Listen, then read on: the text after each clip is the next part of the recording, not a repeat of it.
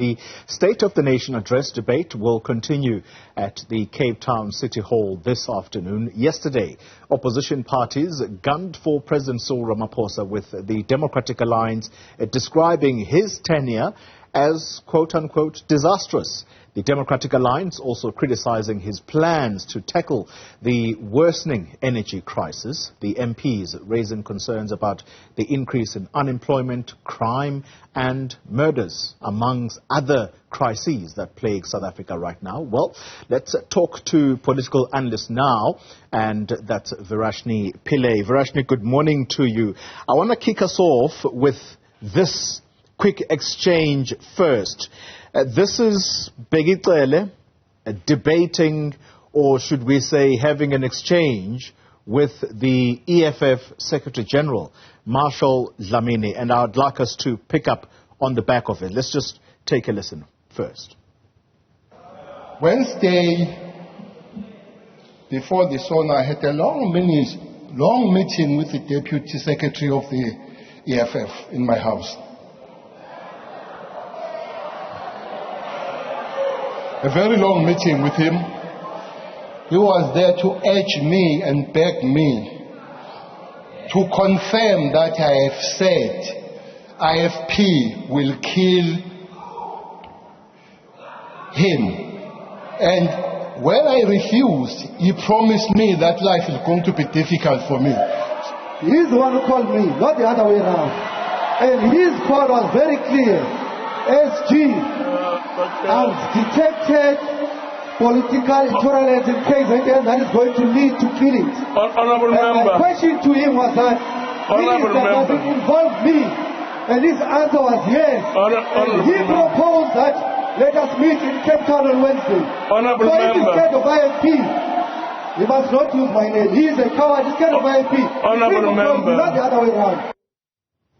All right, so that in a way captures, I hope for you, Verashni, just some of what came out of that debate. I don't know whether, Verashni, we are being too emotional, or at least I'll be described as being too emotional when I say that when listening to that debate, and on the back of a tragic incident that occurred in this country where one of the country's famed musicians was shot execution style in the city of Durban. Many other families, we have seen mass killings week in, week out, and I'm not exaggerating. Go to KZN, you go to the Eastern Cape. Are politicians in South Africa trivializing what actually they should be concerned with and trying to find out why it is that our country is in this mess? Ollie, I absolutely resonate with your feelings around this. Even as a political animal who's watched SONA and SONA debates so many times in my life, this one felt particularly out of touch. Considering how desperate the country is feeling right now, considering our feelings following AKA's death, like you said, and this feeling of helplessness about the state of our cities, it did feel a little bit bizarre to sit there and watch Pillay not do just that particular intervention that had nothing to do with President Ramaphosa's State of the Nation address. The reason he was there to debate the SONA. Instead, he got into a convoluted tiff with the EFF about some he said, she said, no one agrees matter that didn't have anything to do with the matter at hand. That was the one thing he did. The second thing that Pillay did was have a go at John Steenhuisen's love life. And again, how was that germane to the proceedings at hand?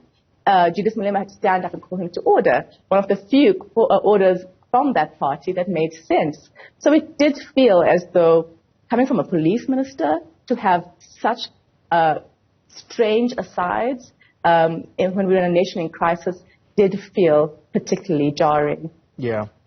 Let's then talk about other substantive matters, and the energy situation is perhaps one such issue for me that stands out, and I assume everybody is concerned about that. When are we going to get out of this load shedding situation? So the person that best captured this for me was the Premier of the Western Cape, Alan Winde, who says, when I've gone and looked at the detail This is a government official who sits in the what is so-called the so-called PCC. I think it's the Presidential Coordinating Committee. But that's where these government officials all gather. And he says he's perused detail around how this country is meant to deal with load shedding.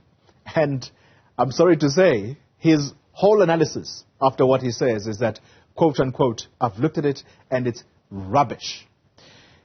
He's saying this in front of the president. That's the man who's supposed to be leading this. Are you telling me that in all probability there is some truth to what Ellen Winde had to say, or was he merely politicking? Keep in mind that he says he's gone through the detail. Well, we have to bear in mind that opposition parties and indeed the governing party are there with 2024 firmly in mind, so there was a fair amount of politicking happening. However, I also was struck at Alan Winde's comments because he went into the detail, like you said, and he drew on facts and figures and relied less on the sort of politicking and gratuitous insulting that the other politicians did. And he did note that there has not been a kind of commitment on previous plans. Not a single megawatt has been added to the grid that was promised from previous plans. So I feel like that was a legitimate criticism. Coming from other opposition parties was also legitimate criticism that the electricity minister, this minister of electricity, was just further bloating the bureaucracy and not dealing with the problem of existing inept ministers who have to actually be seized with the problem of our electricity crisis, and adding a third cook to the kitchen, so to speak, might just complicate things even further. Yeah. I suppose the one element for me, I think that just, it takes the cup. And again, I'm focusing the attention on what Ellen Winde had to say. And the reason I'm saying this is because I was captivated by him simply because he had gone through the detail. He was speaking from facts. And he then concludes by saying that what we are told now is the urgency with which this matter is being dealt with.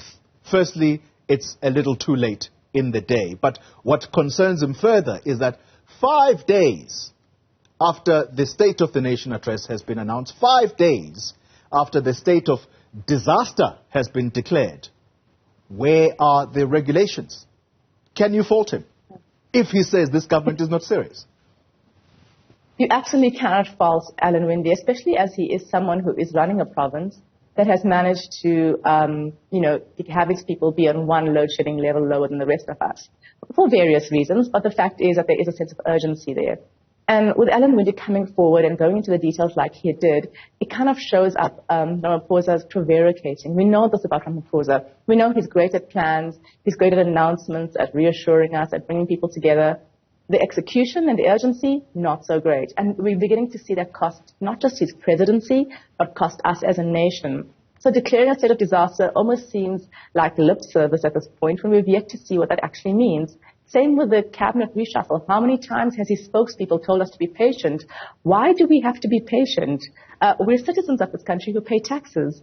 Every single one of us, whether it's through VAT or through income tax. Why must we be patient when we have a bloated cabinet that is not delivering, when our businesses are suffering with record levels of load shedding, and you declare a state of disaster, but don't tell us what that actually means, when there is widespread and legitimate concern about what that actually means, given the looting that happened under the last state of disaster when certain rules around procurement are suspended. Yeah. Let's conclude the conversation with the ANC MPs. Naturally, they would be expected to stand up and defend the government of the day. How did they do?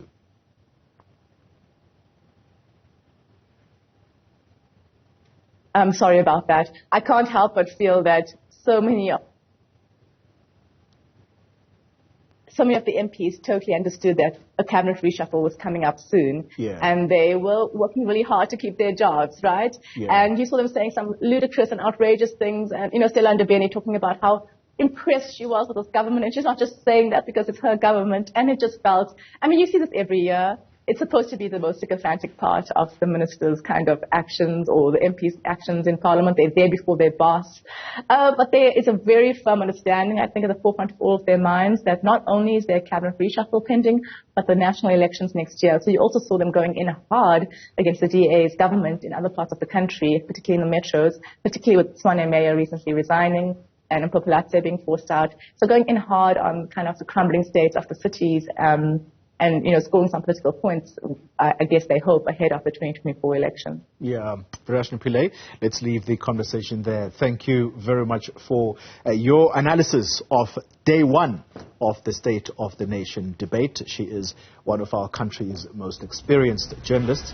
She's also doubling up today as a political commentator.